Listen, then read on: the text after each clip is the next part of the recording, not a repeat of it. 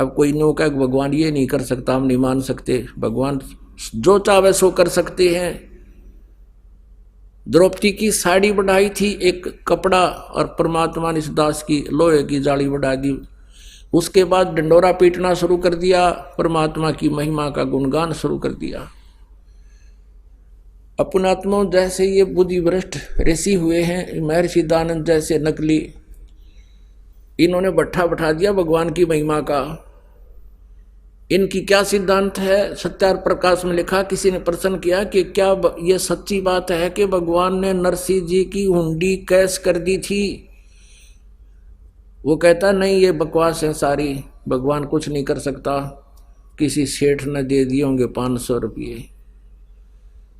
तो इसका मतलब उनके सिद्धांत अनुसार ऐसा है कि भगवान तो अपाइज है, कुछ नहीं कर सकता, ना द्रौपदी की साड़ी बढ़ा सकता और ना ही नरसिंह जी की हुंडी दे सकता। अब परमात्मा की दया थी, उसी हमारे कम मकान पर एक किराए पर रहा करता था आर्य समाज, महर्षि दानंद के विचारों से प्रभावित एक अच्छा समझदार सा व्यक्ति लगा था। वो पहले था टीचर था, वो प्राइमरी क्लास का हेडमास्टर, 5वीं कक्षा का हेडमास्टर, रिटायर्ड होने हो रहा था और शास्त्री था। उससे चर्चा होती थी भगवान की। वो पहले ये दास उससे चर्चा करता था तो वो मेरे से भी ज़्यादा बातें बनाकर पता नहीं कितनी करता था। हम चर्चा चला करती भाई जैसे भगवान ने द्रौपदी की साड़ी बढ़ा दी थी, तो कहा करते नहीं ऐसा कुछ नहीं होता, ये कभी हो ही नहीं सकता, निर्जीव वस्तु कैसे बढ़ सकती है। वो दानंद की जो घूटी पी रहा था वो, अब वो कहता बुजुर्ग आदमी था, दास की उम्र उसमें 35 37 38 साल की थी, वो 50-55 रिटायरमेंट के आसपास था वो, तो ज़्यादा विरोध नहीं कर सके हम उसका, ना हमें इतना विश्वास भी नहीं था कि ऐसा ना होया होगा, लेकिन चाह भगवान की गणी थी। अब जब ये मालिक ने रजा बख्शीश दास पे वो जाली बढ़ गई, तब मैंने सोचा कि इस पुण्यात्मा को भी समझा दूं कि भगवान ऐसा ऐसा कर सकता है। मैंने उस आर्य समाजी यानी महर्षि दानंद के विचारों से प्रभावित उस अध्यापक से कहा, पहले वो बहुत अच्छी तरह व्यवहार करता था, एक नेक व्यक्ति, शिष्टाचार से बोलता था, बहुत अच्छा प्रभाव था उसका हमारे ऊपर, और मुझे ये विश्वास था कि ये आदमी मेरी बात न मानेगा जो मैं कहूँगा, क्योंकि हमारा कोई स्वार्थ नहीं, कोई पाखंड नहीं, कोई हम ये भी नहीं कर रहे किसी ने बकाने के लिए, मूर्ख बनाने के लिए अपना कोई धंधा खोलना चाहते तभी कहते हो तो आदमी ये सोचा झूठ बोला है। मैं कहा आज इसका शायद किस्मत उद्धार हो जाए, इसकी किस्मत बदल जाए। तो मैंने उसको बुलाया वहीं पर और हम बैठ के बैठक में चर्चा करने के लिए बाहर एक कॉमन रूम बना रखा था हमने। तो मैंने ऐसे घुमा फिरा कर, माँ जी आप मानते हो कि द्रौपदी की साड़ी बढ़ गई थी? वो कहता नहीं हम नहीं मानते, ये हो ही नहीं सकता। मैं कहने लगा जी ये देखो, ये सामने जाली लगी है लोहे की, और ये जाली छोटी थी 8 इंच, और ये 8 इंच पूरी होकर 6 इंच और फालतू होगी साइड में, यानी लगभग 14 इंच बढ़ गई, एकदम लाल हो गया। बोला मैं नहीं मानता, ये सब पाखंड है, झूठ है, अब करके दिखाओ मेरे सामने, अब बढ़वा के दिखाओ इसको। अब मुझे ये नहीं मालूम था कि यो इतना नालायक आदमी भी है। पहले तो बहुत ठीक बोलता था, मैं भी आशा के विपरीत उत्तर सुन के मैं एकदम चुप हो गया कि मैं एज्ड था। मैं थोड़ी देर शांत रहा, मैं के उत्तर दो, इसने मूर्ख ने इतने सारी ये गली बंद कर दी, अकीब करके दिखा। मैंने अपनी पत्नी को कहा, लड़के कोई बुला लिया, मैं बताओ तुम, वो सुनने तैयार नहीं, नहीं मैं ये सब पाखंड है, मैं नहीं सुनने वाला। मैं चुप हो गया, भाई के सुना, इब्नो कहूँ तो उठ कर चला जा रहे थे तो भी अच्छा नहीं लगता। मैं भी चुप हो गया, रो भी चुप हो गया। उन्हें सोची भाई नाराज हो गया मकान मालिक, तो उसने विषय बदल कर कहा देखो आप तो इंजीनियर हो, बोला गया लिपापोती करने, आप तो बुद्धिमान हो, आप भी ऐसी बातों में विश्वास करते हो, देखो मैं बताता हूँ महर्षि कैसे होते हैं, विद्वान पुरुष। मैं सुनता रहा, उसकी हाँ ना कुछ नहीं, मैं डग गई हूँ यहाँ तक, कह सुन ले जो कर ले करना यहाँ से। अब वो अच्छा नहीं लग रहा था मुझे, जो भगवान में अविश्वास करता है। फिर भी वो बोलता रहा, मैं बैठा रहा सुनता रहा। कहने लगा, महर्षि दयानंद एक बार योग अभ्यास कर रहे थे, आसन पद्म लगा के, बंद कमरे में बैठे थे। रसोईया काफी देर हो गई थी, रसोईया गया उनके पूछने के लिए, दूध भोजन तैयार है। झांकी से झांक कर देखा उसने, खिड़की खुली थी, कि महर्षि दयानंद अपने योग अभ्यास से उठा, यानी नीचे से एज इट इज, और छत के सिर लगा के और जो कानू वापस आ गया, आसन पदम पर बैठे बैठे। ऐसा उसने कई बार किया। और रसोइये ने बुलाया इधर उधर से, औरों को देखो देखो, सबको दिखाया। कहने लगा वो मंदबुद्धि का मास्टर अध्यापक ने बोला, ऐसे होते महर्षि।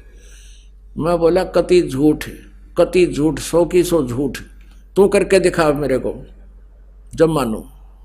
और डेग मुँह हो गया है। ने बोला, तू पहले वाला रामपाल ना रहा है, अईब को नहीं रहा मैं पहले वाला में।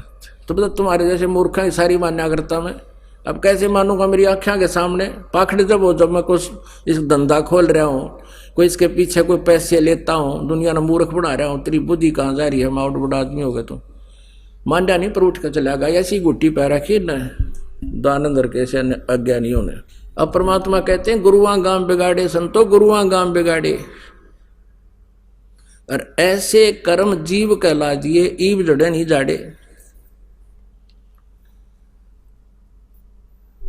जो भगवान की क्रियाओं पर अविश्वास रखता है वो भक्ति के योग प्राणी नहीं है, खाम खांडले ढो रहा है। जो ये सोचता है ऐसा नहीं हो सकता, जो ये सोचता है ऐसा नहीं हो सकता है,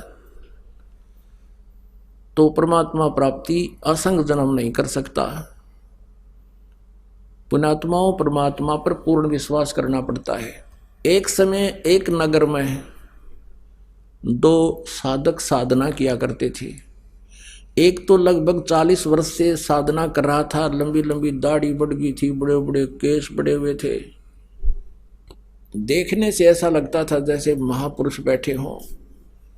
और एक भक्त ने अभी 4 वर्ष से ही साधना शुरू की थी।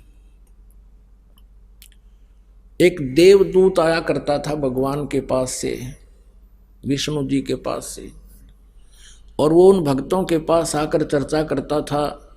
दोनों के पास, वो दूर दूर रहते थे, गांव के एक पूर्व में एक पश्चिम में। दोनों के पास घंटा घंटा बैठ के जाता था, चर्चा होती थी, बड़ा आनंद से समय व्यतीत हो रहा था। एक दिन भगवान के पास देवदूत ने कहा कि भगवान, आपके उस नगरी में 2 परम भक्त रहते हैं। भगवान ने कहा, विष्णु जी ने, कि नहीं, उनमें मेरा एक भक्त है, एक तो वैसे ही अपना टाइम पास कर रहा है। तब देवदूत ने कहा कि हाँ भगवान, वो जो 40 साल से आपके समर्पित है वो परम भक्त होगा कि नहीं? परम भक्त वो है जो 4 वर्ष से साधना पर लगा है, वो 40 वर्ष वाला परम भक्त नहीं है, वो भक्त नहीं है। अब वो देवदूत भगवान के मुंह की तरफ देख रहा है, शायद इनके भगवान के समझण में फर्क रह गया, मैं किसके विषय में कहना चाहूँ। तब देवदूत ने कहा, देखो जी, वो 40 वर्ष से इस पूर्व में बैठा है और उसकी बड़ी बड़ी दाढ़ी है, वो है ना परम भक्त? बोला, नहीं, वो तो डलेट हो रहा है। अब देवदूत के गले उतरे नहीं यह बात कि वो 4 साल का परम भक्त कैसे हो गया, वो 40 साल से बैठा है। तब भगवान ने सोचा कि भाई इस देवदूत का बात समझ में आई नहीं मेरी। तब भगवान ने कहा कि भाई देवदूत, एक बात बता, तेरे आप बात जची नहीं मेरी कि भाई वो भगत को नहीं। वो कहने लगा, देवदूत भगवान ऐसी बात नहीं है, आप जो कहोगे वो सत्य ही होगी, लेकिन मेरी बुद्धि छोटी है, मेरा यकीन ना होता। परमात्मा ने कहा, भी बात कर, एक बात सुने। विष्णु जी कहने लगे कि आज तू, जिस समय वो फिक्स टाइम पर जाता था वो देवदूत, प्रत्येक दिन प्रत्येक के पास, जब उसके पास 12 बजे गया है तो दूसरे के पास 2 बजे जाता था, एग्जैक्ट 1 बजे जाता, जैसे उनका ऐसा टाइम था। तो भगवान ने कहा कि आज तू अपना टाइम पर ना जाना, 1 घंटा 2 घंटे लेट जाना, देर से जाना। अच्छा, और फिर उनको ये कहना, कुछ बताया मंत्र भगवान ने, फिर उसका उत्तर क्या दें वो मुझे बताना। अब वो सबसे पहले उसके पास गया, क्योंकि उसका तो खटक थी कि ये परम भक्त पाओगा, बड़ी दाढ़ी बुढ़ा रहा, 40 साल से भक्ति कर रहा है, बड़ा सभ्य व्यक्ति नजर आता है, बड़ी एज्ड है। अब उसने कारण पूछा कि देवदूत आज देरी कैसे कर दी, आप आते हो, आपके इंतजार कर रहा था कि आज क्या कारण है देवदूत नहीं आए, आप आते हो, भगवान की चर्चा होती है, आनंद आता है। तो देवदूत ने कहा कि महात्मा जी, हे भक्त, आज लेट होने का कारण बताऊं? कहाँ जी बताओ। कि परमात्मा ने एक कमाल कर दिया, और वो कमाल करना था 1 बजे, और वो कमाल देखकर आया मैं। अब भाई के कमाल कर दिया? वो भगत बोला कि भगवान ने सुई के छिद्र में थे नोक में के हाथी निकाल दिया। अब वो साधक, वो भक्त कहता है कि देवदूत ऐसी झूठ बोल जो किसी का समझ में आ जा, सुई की नोक में हाथी निकल सके है क्यों मूर्ख बना रहा है। अब देवदूत की बुद्धि घूम गई, सचमुच इधर डांगर बैठा है जिसने भगवान पर विश्वास नहीं। तो फिर भगवान वाली बातें याद आई कि सचमुच ठीक कह रहे थे, तो पशु है डले ढोरा खाम खा, जिस पर भगवान पर विश्वास नहीं। फिर वो गया दूसरे के पास जो 4 वर्ष से साधना कर रहा था। अब देवदूत का ये जचरी थी कि वो तो जाते नाटेगा। अब उसने भी कारण पूछा कि देवदूत बहुत देर से आए, क्या बात हुई, कुशल तो है? अब देवदूत ने कहा कि भाई कुशल तो है भगत, लेकिन परमात्मा ने कमाल कर दिया, एक लीला करनी थी, वो 1 बजे करनी थी, वो देखकर मैं आया हूं, इसलिए देरी होगी। क्या कमाल किया? उसको भी बताया कि परमात्मा ने चाड़ा पाड़ दिया, कमाल कर दिया। वो देवदूत कह रहा है भाई मैं तो हैरान हूं। अब वो भगत कहता बताओ तो सही, क्या कुछ कर दिया भगवान ने ऐसा कि परमात्मा ने सुई की नोक में का हाथी निकाल दिया। अब वो भगत कहता है ये क्या कमाल, भगवान काट दे सारी पृथ्वी ने, सुई की नोक में गए, तू हाथी पत्रद मान रहा है। परमात्मा पूरी पृथ्वी को निकाल सकता है सुई की नोक के अंदर से, ये भी कोई कमाल है भगवान का, परमात्मा सब कुछ कर सकता है। सीने से लगा लिया उस देवदूत ने, उसको 4 वर्ष से भक्ति कर रहा था। और फिर परमात्मा के पास आकर कहा भगवान आप सही कह रहे थे।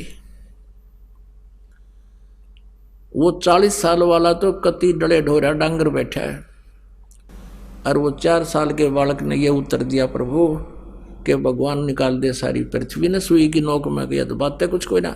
तो पुण्यात्मा, जब तक आपको परमात्मा के ऊपर इतना विश्वास नहीं होगा आप भक्ति नहीं कर सकते, मोक्ष प्राप्ति नहीं कर सकते। और ये साड़ी बधाना और ये तो एक बाएं हाथ का खेल उस भगवान का, कुछ भी सांग को नहीं उसके आगे। सतगुरु जो चाहे सो कर ही, और 14 कोट दूत जम डर ही, ऊत भूत जम त्रास निवारे, और चित्रगुप्त के कागज पाड़े। परमात्मा सब कुछ कर सकता है। अब आपको परमात्मा के प्रगट होने पर परमात्मा की महिमा की वाणी सुनाते हैं। पुण्यात्माओं, गीता जी अध्याय नंबर 4 के श्लोक नंबर 32 में कहा है कि जो श्लोक नंबर 25 से लेकर 30 तक जो साधनाओं का वर्णन किया गया है, ये अनुष्ठान जो यज्ञ बताए गए हैं, इन सभी यज्ञों को करने वाले साधक, साधनाओं को करने वाले साधक अपनी अपनी साधनाओं को श्रेष्ठ मानते हैं, उसको पापनाशक जानते हैं, इसलिए वो करते हैं। लेकिन सच्चिदानंद घन ब्रह्म की वाणी में वो सच्चाई लिखी हुई है, विस्तार के साथ लिखी है, वो तत्व ज्ञान है। उस तत्व ज्ञान को 4 अध्याय के 34वें श्लोक में फिर कहा है कि तू तत्वदर्शी संतों के पास जाकर समझ, उनको दंडवत प्रणाम करने से और कपट छोड़कर प्रसन्न करने से वो तत्वदर्शी संत आपको परमात्मा की महिमा से परिचित कराएंगे। तो वो और आपने ये भी सुना कि परमात्मा ऋग्वेद मंडल नंबर 9 और सूक्त नंबर 86 के 26-27 में मंत्र में, ऋग्वेद मंडल नंबर 9 सूक्त नंबर 82 के 1, 2, 3 में, और ऋग्वेद मंडल नंबर 9 सूक्त नंबर 20 के मंत्र 1 में, ऋग्वेद मंडल नंबर 9 सूक्त नंबर 1 मंत्र नंबर 8 और 9 में, कि वो परमात्मा सतलोक से चलकर आता है और शिशु रूप धारण करता है। शिशु रूप में प्रगट परमात्मा की परवरिश की लीला कंवारी गायों के द्वारा होती है। और वो परमात्मा अच्छी आत्माओं को मिलता है, श्रेष्ठ आत्माओं को मिलता है। जैसे 3 प्रकार से उनका क्रिया होती है, लीलाएं। एक प्रकार से तो शिशु रूप धारण करके रहते हैं, एक जीवन व्यतीत करके दिखाते हैं, जनसाधारण जैसा अपने हाथों से निर्वाह करके दिखाते हैं, तत्व ज्ञान भी प्रचार करते हैं। दूसरा, साधु संत के रूप में आकर प्रकट हो जाते हैं, किसी को मिलते हैं, उसको ज्ञान देते हैं और अपनी महिमा से परिचित कराते हैं अच्छी आत्माओं। तो उनमें से वो अच्छी आत्माएं कौन थी? आदरणीय गरीबदास साहिब जी छुडानी वाले गांव, छुडानी जिला जज्जर हरियाणा वाले। आदरणीय नानक साहिब जी जो सिख धर्म के प्रवर्तक हैं, उनको भगवान परमात्मा सतपुरुष सचखंड से आकर बेई नदी पर मिले। आदरणीय मनुकदास साहिब जी, आदरणीय दादू साहिब जी, आदरणीय धर्मदास साहिब जी, आदरणीय गीसा दास साहिब जी, इन सब अच्छी आत्माओं को परमात्मा स्वयं आकर मिले और उनको अपनी महिमा से परिचित कराया। अब आपको वेदों में थोड़ा सा प्रमाण देते हैं कि परमात्मा परवरिश की लीला कंवारी गायों से होती है। अब ये अनिवार्य है, क्योंकि जब तक हम अपने सदग्रंथों में भगवान की महिमा से परिचित नहीं होंगे, हम परमात्मा की पहचान में गलती खा जाएंगे। और पहले हम ऐसे ही खाते रहे, जिसने भी लोकवेद सुना दिया हमने वही सच्ची मान ली, भगवान ऐसा ही होता होगा, ऐसे ही करता होगा। अब हम जैसे गीता जी अध्याय नंबर 16 के श्लोक नंबर 23-24 में कहा है कि शास्त्र विधि को त्याग कर मनमाना आचरण जो करते हैं उनको कोई लाभ नहीं होता, ना सिद्धि प्राप्त होती, ना उनकी गति होती, ना उनको सुख होता। इससे तेरे लिए अर्जुन शास्त्र ही प्रमाण है, उनमें जो परमात्मा की महिमा लिखी है उसी को मानना और किसी की नहीं सुनना। परमात्मा कबीर देव जी 600 वर्ष पहले जब आए, अपने सुख संवेद में कहा है कि वेद मेरा भेद है, वेद मेरा भेद है, मैं मिलूं वेदन से नाही, और जौन वेद से मैं मिलूं वो वेद जानते नहीं। चारों वेद, ऋग्वेद, यजुर्वेद, सामवेद, अथर्ववेद, ये चारों वेद मेरी ही महिमा का गुणगान करते हैं, लेकिन मुझे पाने की विधि इन 4 वेदों में नहीं है, वो 5वें वेद में है, वो सूक्ष्म वेद में है, वो तत्व ज्ञान में है। अब आपको दिखाते हैं, वेद मेरा भेद है। ये देखिएगा, ऋग्वेद मंडल नंबर 9, 10 ये इकट्ठे जल्द है, अनुवाद किया हुआ इसमें। ये कहाँ से प्रकाशित है? प्रकाशक हैं सर्वदेशी कार्य प्रतिनिधि सभा, महर्षि दान भवन, रामलीला मैदान, नई दिल्ली से। ये मुद्रक है इनके। अब बिल्कुल प्रारंभ में है, ऋग्वेद मंडल नंबर 9, ये यहाँ से प्रारंभ होता है और ये प्रथम ही सूक्त है, ये प्रथम सूक्त है। और ये प्रथम मंत्र में आप देखिएगा, इसमें लिखा है सो माने हे परमात्मा, यह परमात्मा के विषय में चल रहा है इनका जानकारी। और ये देखो 2 में, मंत्र नंबर 2, हे परमात्मन आप। हमने ये देखना है कि इसमें परमात्मा की जानकारी है। और मंत्र 3 में हे परमात्मन, मंत्र 4 में हे परमात्मन आप, और मंत्र 5 में हे परमात्मन आप, और मंत्र 6 में हे परमात्मन तुम्हारे। और यहाँ बिजली गिर गई इन पर, क्योंकि इन्हें पता लग गया कि आगे बात बिगड़ेगी। जब भगवान लिख दिया था उस पुरुष को, पुरुष माने परमात्मा वो है, उस परमात्मा को ये लिखना था। अब 8वें में स्पष्ट है परमात्मा साकार है, यहाँ भी लिख दिया उस पुरुष को, उस परमात्मा को लिखना था। उग्र गतियां प्रेरणा करती हैं और भासमान शरीर को यानी तेजोमय शरीर को वह पुरुष, वह परमात्मा प्राप्त होता है। उग्र गतियां माने एक ऐसी परिस्थितियां हो जाती हैं जो परमात्मा स्वयं आते हैं, हाहाकार मच जाती है और तब आकर के वो यथार्थ ज्ञान देते हैं, तब शिशु रूप धारण करते हैं वो परमात्मा। ये देखना आगे, ये ऋग्वेद मंडल नंबर 9 सूक्त नंबर 1 मंत्र नंबर 8 आपने देखा, परमात्मा तेजों में शरीर धारण करता है और वो तिर धातु वो 3 प्रकार से दूसरों का कल्याण करने वाला मधु में शरीर मिलता है, दूसरों का वारण यानी कल्याण करने वाला ये मधु में शरीर मिलता है। वो 3 प्रकार से परमात्मा 3 प्रकार के शरीर से अपनी सब क्रियाएं करता है। उनमें से एक लिखा है 9वां ऋग्वेद मंडल नंबर 9 सूक्त नंबर 1 मंत्र नंबर 9 में, यहाँ स्पष्ट कर दिया है। उस ये देखो अभी अधन्या, अधन्या माने अहिंसनीय, अभी माने सर्प सब प्रकार से, अभी अधन्या, अधन्या माने बिना दनाई, अभी माने पूर्ण रूप से, जाके संग बैल नहीं लागा वो कुंवारी गाय बचिया, देनु माने गाय, संस्कार देखिएगा। अभी अधन्या उत्सृणंती धेनव शिशुम सोम इद्राय पाथवे, ये 9 में। तो इम माने उस, सोम स्वभाव वाले श्रद्धालु पुरुष को, अमर परमात्मा को, ये सोम माने अमर परमात्मा को, पुरुष माने परमात्मा को, जो शिशु रूप में प्रकट होता है, शिशुम रूप में जो प्रकट होता है, इन्होंने कुमार अवस्था में ही अभी अधन्या यानी कति पूर्ण रूपेण अंटस बिना धनाई, यानी अभी माने सब प्रकार से, अधन्या माने बिना धनाई, यानी गाय को हम बिना धनाई कहते थे, भैया धनाई नहीं से गाय, तो अभी अधन्या माने कंवारी गायें गोएं तृप्त करती है। अब ये तो आपने देखा वेदों में, इन 4 वेदों में से एक वेद ऋग्वेद में। अब दिखाते हैं सूक्ष्म वेद में, जिसमें परमात्मा की महिमा लिखी है, परमात्मा कबीर जी की जीवनी लिखी है, और जब वो प्रकट हुए उसी समय की कहानी इसमें विद्यमान है।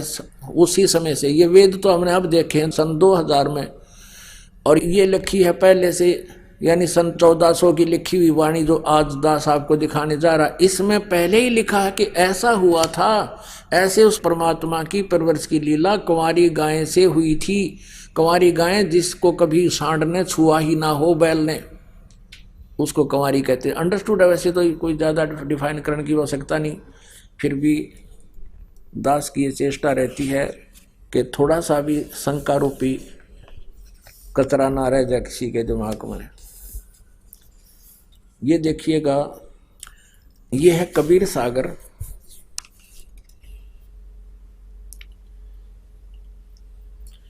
खेमरा श्री कृष्ण दास प्रकाशन बंबई। कबीर सागर ज्ञान सागर प्रथम खंड, कबीर पंथी भारत पथिक स्वामी युगलानंद विहारी द्वारा परिष्कृत। मुद्रक एवं प्रकाशक हैं खेमरा श्री कृष्णदास, अध्यक्ष श्री वेंकटेश्वर प्रेस, खेमरा श्री कृष्णदास मार्ग मुंबई। इसके देखिएगा 74 पृष्ठ पे ज्ञान सागर। अब सुन दुल्हा मन भयो आनंदा, जिमी चकोर पायो निशी चंदा। अब पुत्र को प्राप्त करके कहते हैं दुल्हा वो नीरू खुश हुआ। ले सुत चले हरस मन कीना, बच्चे को लेकर चल पड़े खुशी खुशी से। अरतासों पुन अस बोल ही लीना, सुत काशी को ले चले लोग देखन तय आम, अन पानी बखे नहीं जुल्हा शोक मनावे। कुछ खाता पीता था नहीं, और वो जुल्हा यानी नीरू बड़ा दुखी हुआ। तब जुल्हा मन कीन दीवाना, रामानंद सो कही उत्पाना। मैं सुत पायो बड़ गुणवंता, कारण कौन बखे नहीं संता। रामानंद ध्यान तब धार्या, जुल्हा को तब वचन उचार्या। पूर्व जन्म मत ब्राह्मण जाति, हर सेवा की नी भली बाती। कुछ तु सेवा हरि की चूका, ताते भयो जुल्हे का रूपा। प्रीति प्रभु गही तोर लीना, ताते उद्यान में सुत तो ही दीना। अब रामानंद ने कहा भगवान ने राजी होकर तेरती पुत्र दे दिया। हे प्रभु जस कीनो तस पायो, आरत हो तो दर्शन आयो, सो कहिए उपाय गुसाई, बालक अक्षुदावंत कुछ खाई। ये भूखा है कुछ खावा, इसी तरीका बताइए। रामानंद अस युक्ति उचारा, तुम सुत कोई ज्ञानी अवतारा। उसने बताया कि तुम्हारा बेटा कोई आम व्यक्ति नहीं है, ये कोई विद्वान पुरुष का अवतार है। बचिया जाही बैल नहीं लागा, सोले ठाड करो ते ही आगा। कि एक बछिया ले आओ जिसका बैल ना लग गया हो, अर्थात जो कभी भी नए दूध ना हुई हो, दढ़ाई ना हो, यानी बैल ने टच ना करी, अर्थात कंवारी। दूध चले ते थनते दूध धरो छिपाई, अक्षुदावंत जब होवे ता कह देव खवाई। जुल्हा एक बछिया ले आवा, चलो दूत को मरम न पावा। चलो दूत जुल्हा हरसाना, राख छिपाई कहो नहीं जाना। अब यहाँ थोड़ा सा ये, क्योंकि ये बहुत 600 वर्ष हो गए इस ग्रंथ को, और कुछ अनाड़ियों ने अपने हिसाब से उसको यहाँ लिखना था। वो दूत रूप में शंकर भगवान आए थे, इस में थोड़ी सी इन्होंने वैसे कुछ काट पीट कर दी अपने हिसाब से, प्रकरण कट गया या छपने में कोई त्रुटि होगी। अब वो दूत तो चला गया, भगवान तो चला गया, श्री शंकर भगवान, और उसने इस भेद को किसी को नहीं बताया, और फिर वो बच्चे ने दूध पिया।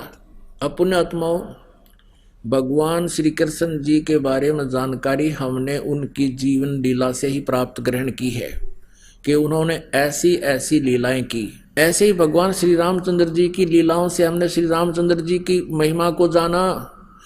अब उस परम अक्षर ब्रह्म की लीला के अंदर ये लिखा हुआ जो वेदों ने बखाना, जो वेद कह रहे हैं वेदों में लिखा हुआ है, हजारों वर्ष पहले, 5500 वर्ष पहले लिखा हुआ वेदों में। वैसे तो वेद तो कहते हैं सतयुग के प्रारंभ से ही चले आ रहे हैं, लेकिन बाद में अब लिपिबद्ध किए गए हैं, जो 5500 वर्ष पहले वेद व्यास जी ने किए थे। उन वेदों में लिखा है, और वही परमात्मा ने लीला की हुई है। सन 1398 से लेकर 1518 120 वर्ष तक। तो पुण्यात्माओं, अब परमात्मा को पहचानना बहुत आसान हो गया।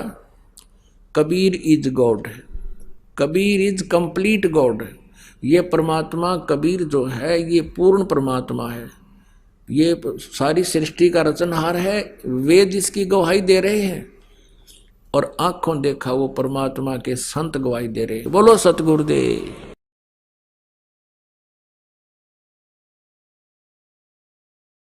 पूर्ण ब्रह्म, परम अक्षर ब्रह्म, सर्वश्रेष्ठी रचनहार कबीर देव जी, ये हम सभी आत्माओं के जनक हैं। ये हम सबके उत्पत्ति करता है। उसी परमेश्वर की असीम कृपा से आप जी यहाँ सत्संग के अंदर उपस्थित हुए हो। पुण्यात्माओं, परमात्मा कबीर देव जी स्वयं सतलोक से आते हैं, जहाँ हम सभी का उद्गम स्थल है, जहाँ हम सभी उत्पन्न किए गए थे, जहाँ हम रहा करते थे, वो सतलोक है। सतलोक का अर्थ है शाश्वत स्थान। शाश्वत मीन सदा रहने वाला, जिसका कभी नाश ना हो। हम वहाँ रहा करते थे सतलोक में, हमारा जन्म और मृत्यु नहीं होता था, वृद्ध अवस्था नहीं थी। वो अनाम्य लोक है। अनाम्य का अर्थ होता है जिसमें कोई रोग ना हो। एक अनामी लोक है, वो अलग है। अनाम्य का अर्थ होता है जिसमें कोई रोग ना हो। हम उस लोक में रहा करते थे, और हम अपनी गलती के कारण, अपनी नासमझी के कारण, हमने वहाँ एक भयंकर भूल करी, जिस कारण से हम सभी यहाँ काल के जाल में फंस गए। ये काल का लोक है, जो श्रीमद् भगवत गीता अध्याय नंबर 11 के श्लोक 32 में खुद कहता है कि मैं काल हूं अर्जुन, अब सभी को खाने के लिए आया हूं, सबका नाश करूंगा। अर्जुन श्री कृष्ण को बहुत अच्छी तरह जानता था। श्री कृष्ण अर्जुन के साले थे, क्योंकि श्री कृष्ण की बहन सुभद्रा अर्जुन से ब्याही थी। और उसके पश्चात भी उस समय जब वो काल प्रकट हुआ, काल आया, प्रवृत्त हुआ, श्री कृष्ण जी के शरीर में प्रवेश होकर के और फिर शरीर से बाहर निकल के उसने अपना विराट रूप दिखाया, श्री कृष्ण का शरीर ओझल कर दिया। तब अर्जुन पूछता है कि हे महानुभाव, आप कौन हो?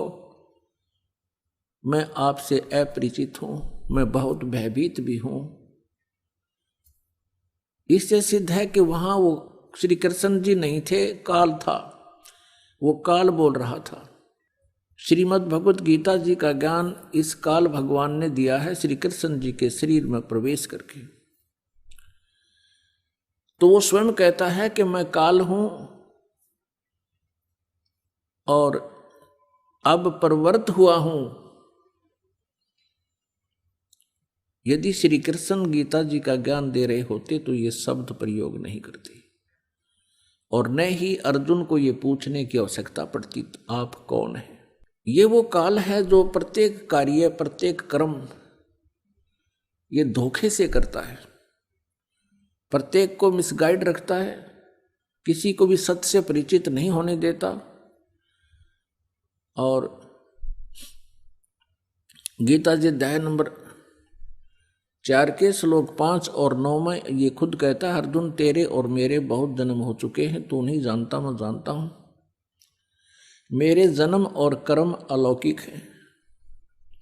इसके कर्म अलौकिक ऐसे हैं कि ये किसी को सच्चाई से परिचित नहीं होने देता, अपने वास्तविक रूप को कभी किसी के सामने प्रत्यक्ष नहीं करता।